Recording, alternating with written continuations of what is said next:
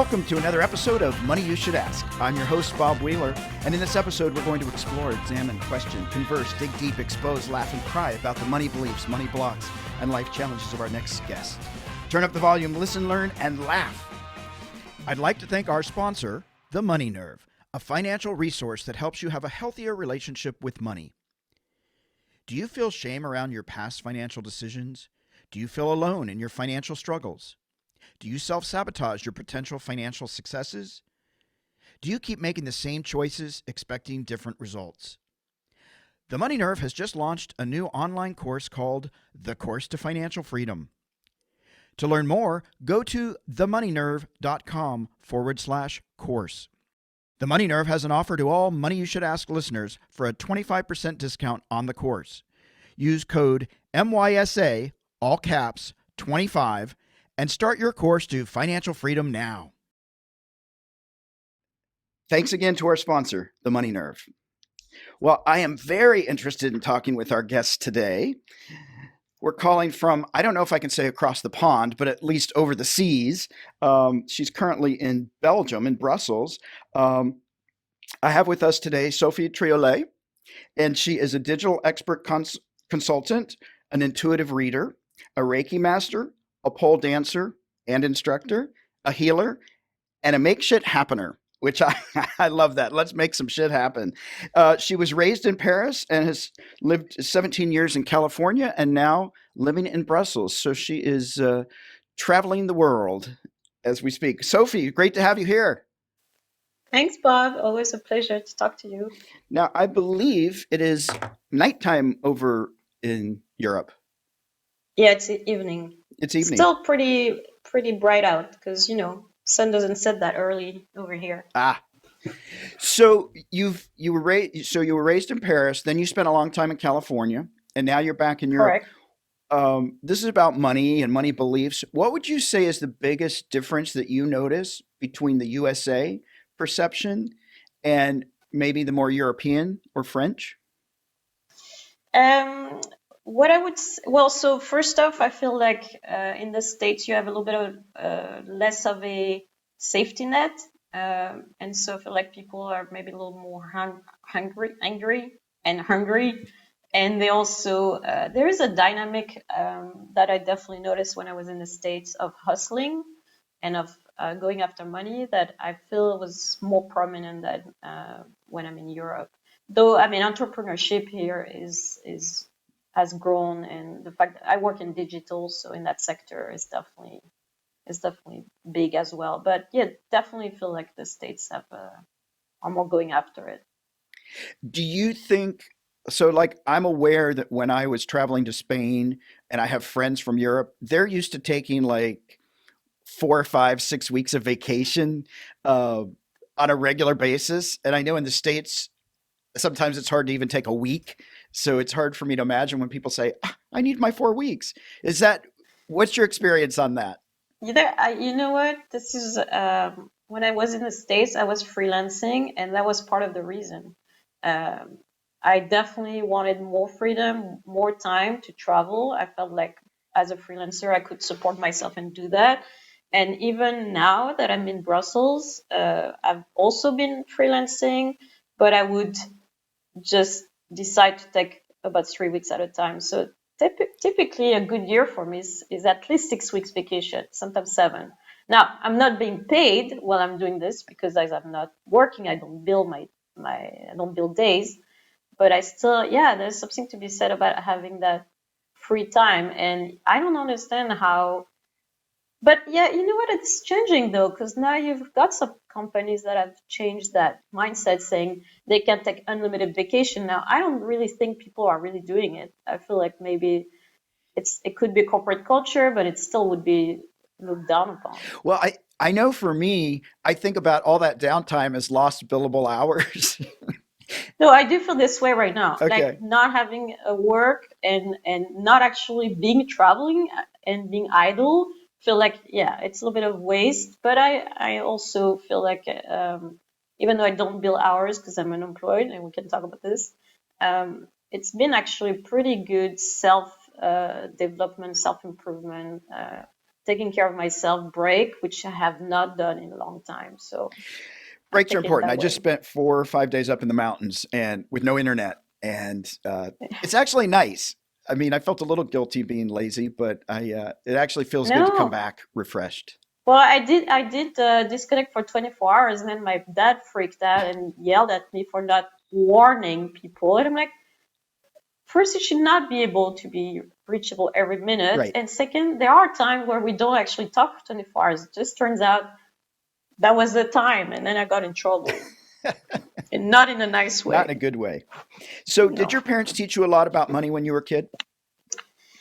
Yeah, it was interesting because my parents are kind of upper middle class, I would say. My mom was a teacher, French teacher, so typically not making a ton of money. My dad was more let's say, white collar, had a pretty good job. But they both had their parents that, went through the World War II.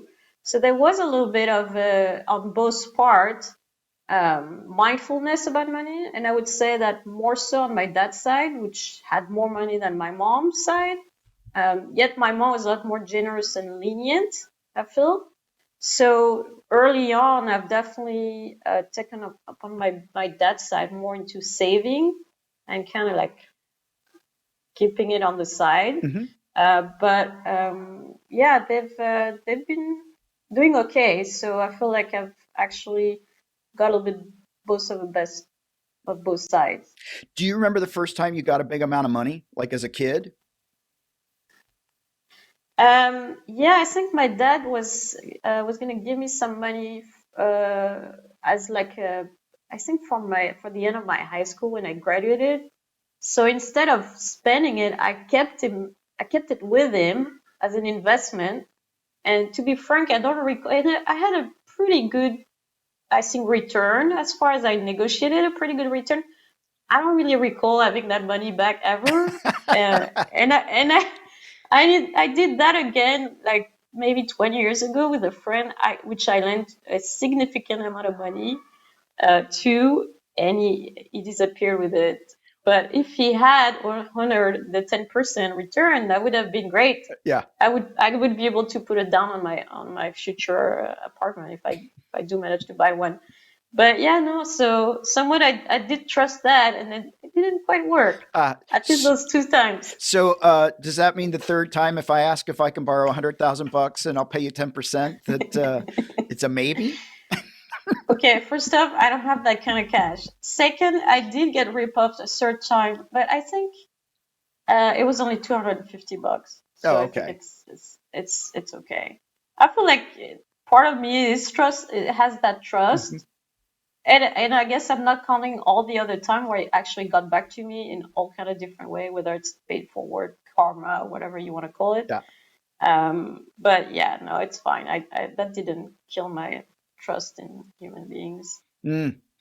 What was the worst financial decision you ever made, or like biggest financial regret? Oh, that one, Lending the like money, lending the money. lending that money, never get it back. No, I guess also, I lived in first time I moved to the States, like for real, was like 2000 some or 2003. I was in San Diego, and I moved to LA in 2006, I believe, or five. And because I would never know where I want to be, I never invested. Hmm. Also, I mean, there was probably something to be said about having not being eligible for a loan or whatever if I wanted to have bought a place in LA. But if I did back then, I think I would probably feel pretty good about the real estate price right now. Yeah, absolutely. What would you say So is your, yeah, no, it's yeah? no, I'm saying like it took a while as an adult, or as I'm consider myself more an adult, and I'm 43, so it's about time.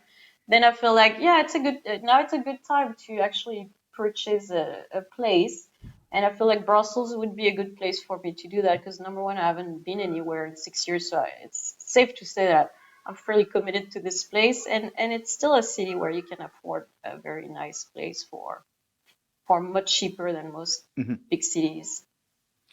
And so you have a lot of different jobs, different things that you do.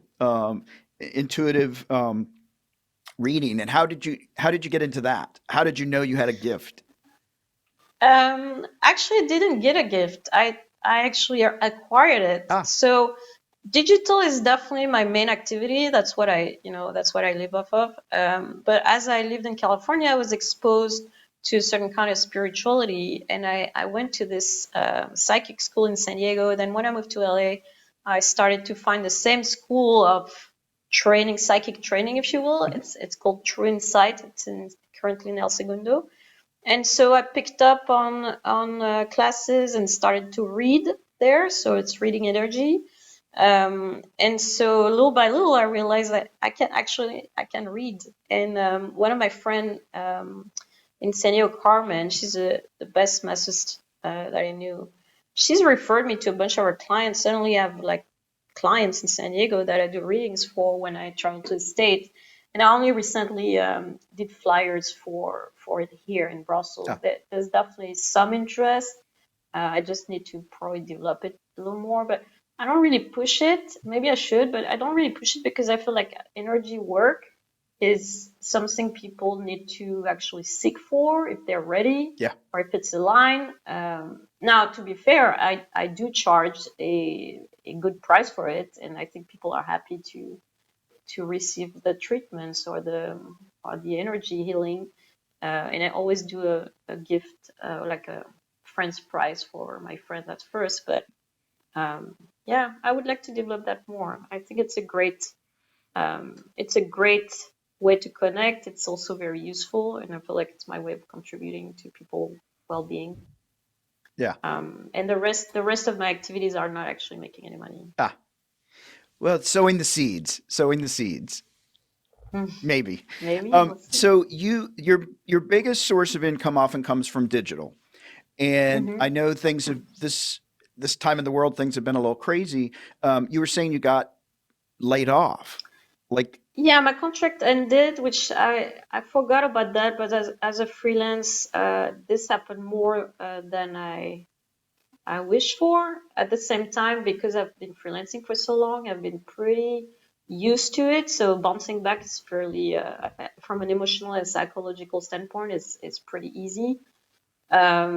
It's not my preference because it's I feel like I missed my team. I felt like I had more work to be doing in that place. But often what happens is because I'm a senior and I'm a fairly I have a good rate, then that becomes a cost or a liability for companies that believe their business is not going to be able to support it. So I'm usually, once I set up things to work properly, they'll be like, okay, well then we're going to bring someone like a little junior millennial to do the rest of the work. But now, thank you very much. So and it's not no hard feeling on their part. The last job was very they were very elegant about it, but that happens. And so I don't completely freak out about it because I have savings, mhm. number one, and I think that's been probably why I don't freak out during COVID, is because maybe I won't be able to buy that place as quickly as I wanted, but at the same time, I could live like this for a while without any problem. But I would like to be working right now, honestly. And how does like the first time it happened? Now that you've got savings and stuff, but like even though you know that the contract's going to end, is there just a little part that when they say, "Well, we have some news. It's time for you to go." Is there still a little bit of like, Come to my office right now. I need to talk to you. like, is there still a little? I No, mean, no, it's I cried. Like frankly, I was so shocked last time I cried. I wasn't happy about it, but I think it's more like a muscle, like you're gonna get hurt, but at the same time you have enough to bounce back. No, the first time it happens to me, I was actually not freelancing. I got fired a couple times while I was in San Diego in LA. ah, And that didn't like from an ego standpoint, I really couldn't understand that was happening. And then I start to realize that some place I'm a great fit, sometimes I'm not, or some circumstances which are beyond my control, regardless of me being an amazing performer or not. right. But I'm typically pretty confident in what I bring to the table. Um, I started this is because I got fired from a full-time job that I started to freelance, and this is how I got to craft this lifestyle. Cool. It was kind of random, and What happened is that I was constantly stretched between the States and Europe and trying to go back and forth, which, like you said, would not really be possible if you have 1 or 2 weeks vacation a year. And I don't think I knew how I wanted to do that, but it's almost like the universe put me in that situation where suddenly, as a freelance, I can do whatever I want with my schedule, and that led me being able to travel back and forth for a while. And my last freelance in Belgium was 9 months. The one before that was 4 years. So it wasn't exactly short term like I used to do maybe in the States. So that gave me a little bit of a level of I would say, certainty. Mm-hmm. But everything in the back of my mind, I always have that, yeah, it could stop, and then I have to hustle again to find something else, which right now it's definitely slow. Definitely So, slow. What would mhm. do you have any financial fears? Are there certain things that make you more anxious when it comes to money? Besides maybe not having, steady income? So, well, because right now I feel like I'm back in a system. Okay, so when I was in the States and I happened to have had MS for a while, I know it disappeared, which is pretty amazing on its own. But for a while, having MS and living in the States was not a comfy position, just because lack of health insurance or certain type of health insurance just costed an arm. But also, I felt like at the time I started to be in a habit. I need to have at least 10 grand on my saving, because if I need to get on a plane and go back to France to get treatment or whatever else is happening in my life, 10 grand was like kind of my safety comfort zone. Um, so I've sort of always kind of lived beyond, like under my means, Hmm. beyond my means. Yeah. So I always have plenty. I actually don't know how much I have. I never look unless I need to file my taxes with you, or Hmm.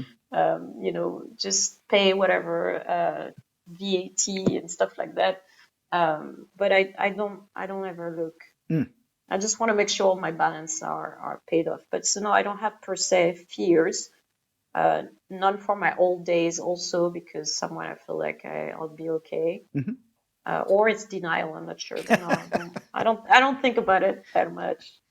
Now, in Europe, do they take care of their older folks, the system, or you're just on your own?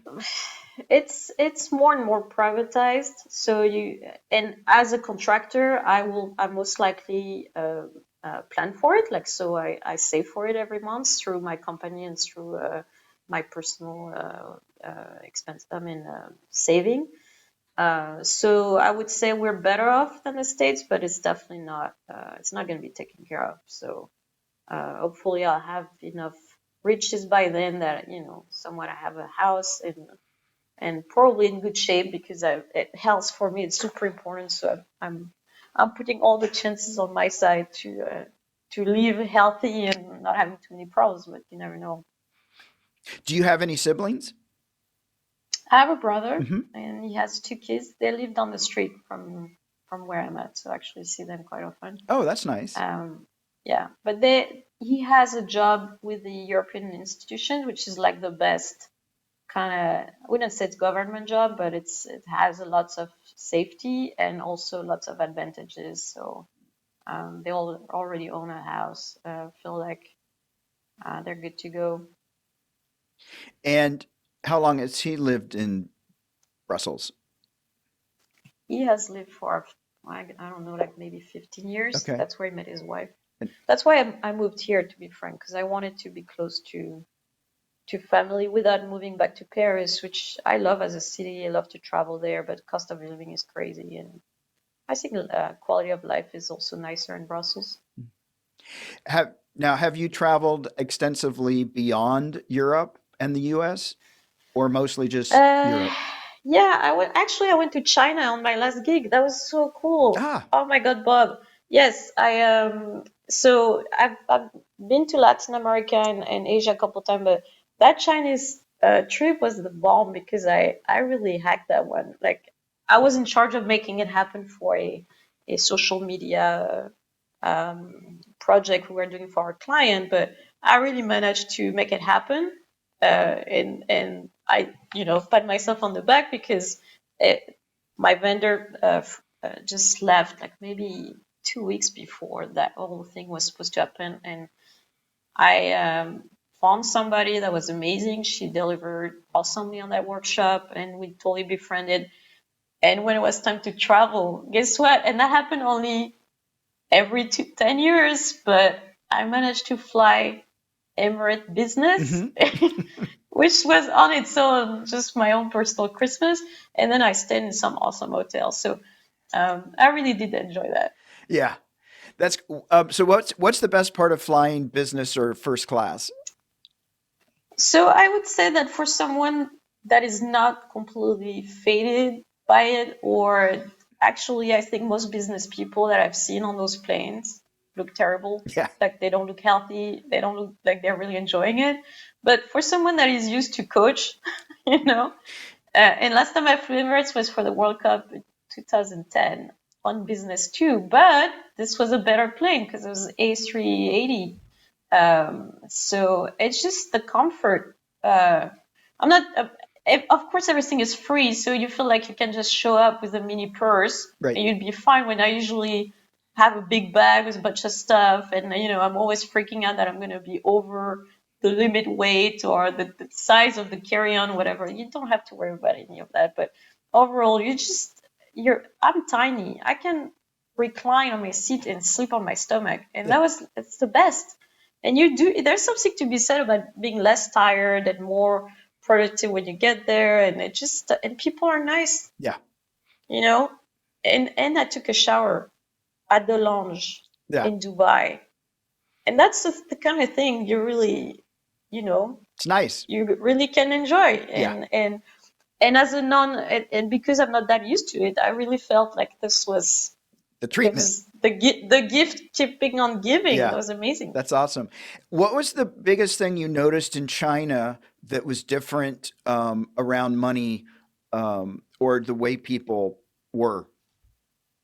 So if we're talking about hustling in the States, I mean, China is just another level.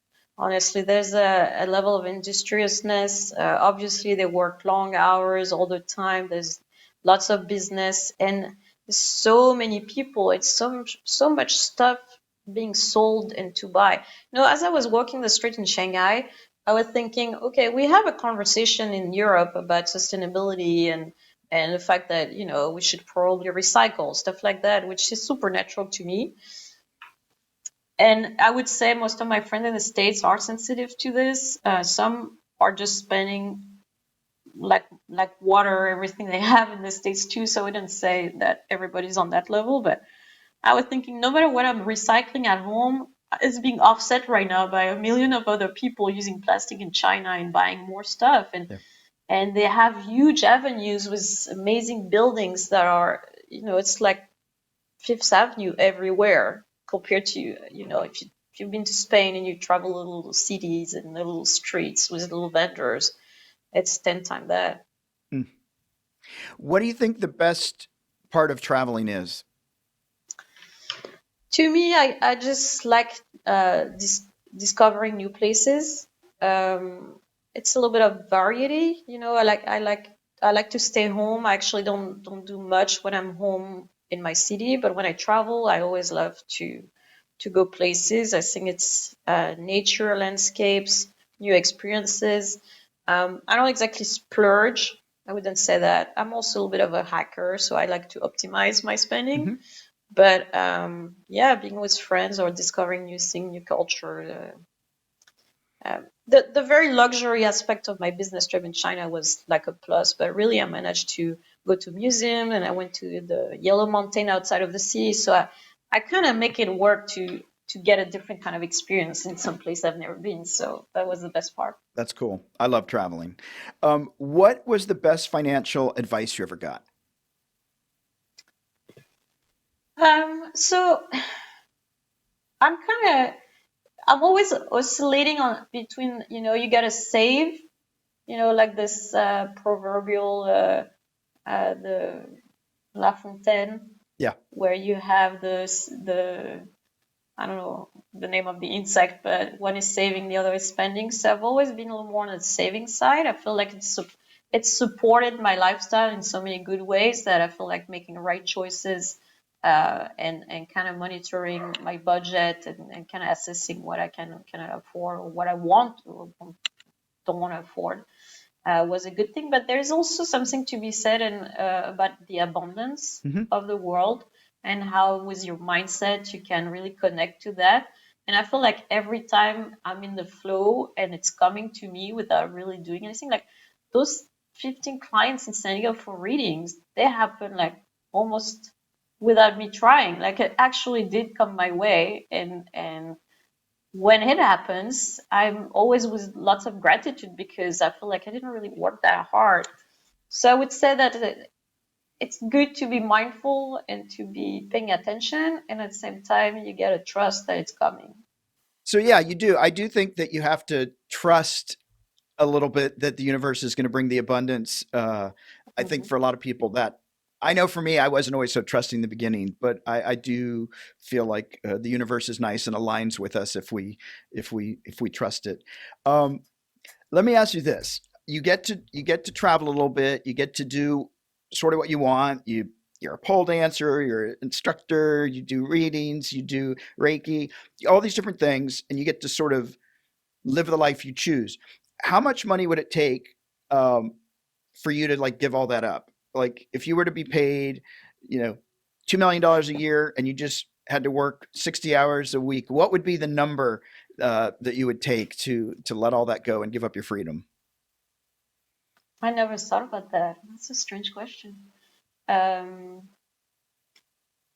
well, I don't know if I have a number. I think I'd be willing to. Well, first off, I feel like I have it good, but this could also change anytime. Like, let's say if I had a kid, this would stop, right? Yeah. And suddenly I would make a completely different choices. If they don't let me go travel for another 6 months to the States, or whatever the case may be, then that's it with my traveling lifestyle, and I didn't, and I got zero for it. So no, I think I don't know. Honestly, I when I work, I feel like I work hard. I feel like I should be paid for the value that I'm bringing, and I have a pretty strong confidence about that value. But it depends on the market. It took me a while in Belgium to get back to the level I had in the States, for instance.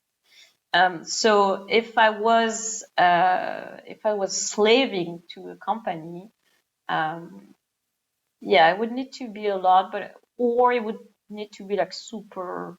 I would feel super engaged, or have a purpose that goes beyond. Um, yes, no, no, I don't have an answer, I guess, for that number, but I will think about it. Yeah. Yeah. I don't know that I can write the check, but just always good to know. Where do you see yourself 10 years from now? That's a question they asked me when I entered my business school. Hmm. And they say you should think about that question, and you should also be able to answer it when you start interviewing for companies. And I'm so the opposite of that because, when I was in business school, I could never have thought that I would do this kind of lifestyle, that I would live in the States, that I would do all those things. I was definitely not a dancer, and I was not an intuitive person. So I, I don't know. I think I'll probably be in Belgium, though that doesn't sound super sexy. I would like to have some sort of, you always say grass is greener. Like I have actually a lot of freedom. People envy that, and sometimes I do aspire to maybe more stability, or having a family, or like a steady relationship. Not complaining. I have lots of fun by on the other side, but um, I don't know. Recently, a gay couple friends of mine asked me if I wanted to be a mom of their kid, Hmm. of their future kid, like carry their kid. Yeah. And I never thought about that. It was such a strange question. And if I'm contemplating, Okay. which is a step down from considering. Like, so I'm not completely in the. But if I was to go for it, then my whole life would change. Suddenly, I would become a mom, and then my answer to your question would be that I don't know, I guess I'll be a mom in Brussels. But if I don't, then who knows, maybe I met this great guy and suddenly I move back to LA. I don't know.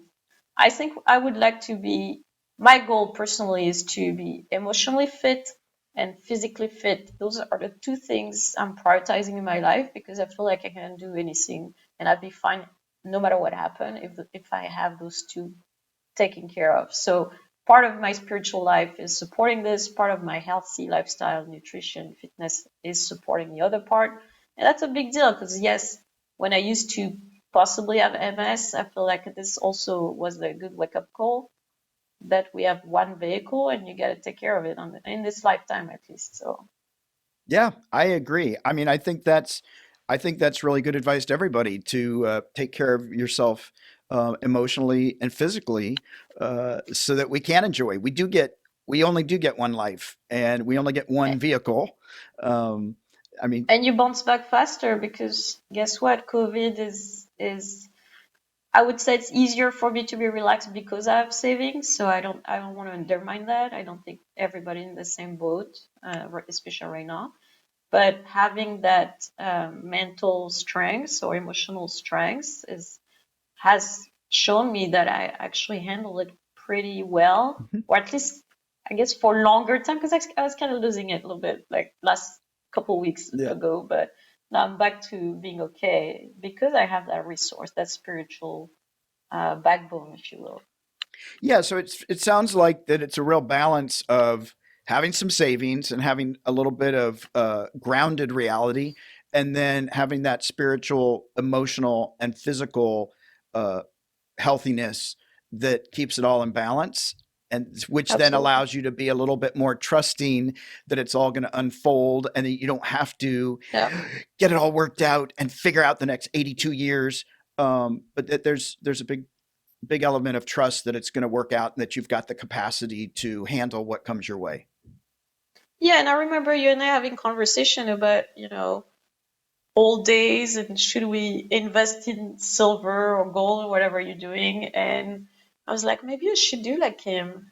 How do I find that out? And then, I read that really interesting book from Tony Robbins. Hmm. I think it was called Unshakable. Hmm. And I moved my money also after that. I feel like, yeah, you gotta be in tune with certain thing coming your way. Now, whether or not I'm completely always I'm never really thinking about money all the time, but I do pay attention to signs and I do pay attention to information when it comes my way. And I feel like my intuition is serving me that way Yeah. to probably make some decision. Oh, and for the other bad decision, money decision, I had savings in France, so like some money I had for over 10 years in this account that actually didn't bring anything back. Like, Ah. if anything, I probably lost whatever the fee was attached to this, to holding this account. And I thought, okay, this is stupid. Like, this could have been compounded for a long time. So I'm just being a little, I guess, trying to be smart. Yeah. Be smart and just look at the information that's out there. Being conscious is what it sounds Hmm. like. Being conscious and intentional. Where can people? Now, maybe you'd be better. Yeah, Maybe you'd be better off if the system goes away. You can still have all your silver. that's right. I'll probably have like right now nothing because I haven't bought an apartment yet. So we'll see what happens with that. Yeah, I like my silver coins. I like my silver coins. Where can people find you on social media? They can find me on Instagram, and though I don't post much, but I do follow a bunch of people. And the handle is Soft Trio. Same thing on Facebook, or you can just type my name, Sophie Triollet, you'll find me. I have a website, sophietriollet.com, and to connect on LinkedIn is also super easy, and my handle is Softrio as well, SophTrio. Great. So if people want to get a reading or want to learn how to pole dance or need some help on some digital, uh, Yep, they can check Sophie out, hit me up. and we'll have all that information on the site as well. Um, well, it's been great having you here. The time goes quick, and Yeah. it's fun to hear, and I hope that things continue to go well over in Belgium. Um, To our listeners, I want to say don't forget to share the love. You can find us on Facebook, Twitter, and Instagram. Search for Money You Should Ask, all one word. You can subscribe to this podcast on Apple Podcasts, Google Podcasts, Stitcher, or your favorite podcast player. And thanks again to the Money Nerve, our sponsor, and Sophie. It's been wonderful, and I look forward to seeing you when you make it back Thank to you the so States. much. Yes, we'll have coffee or tea for sure.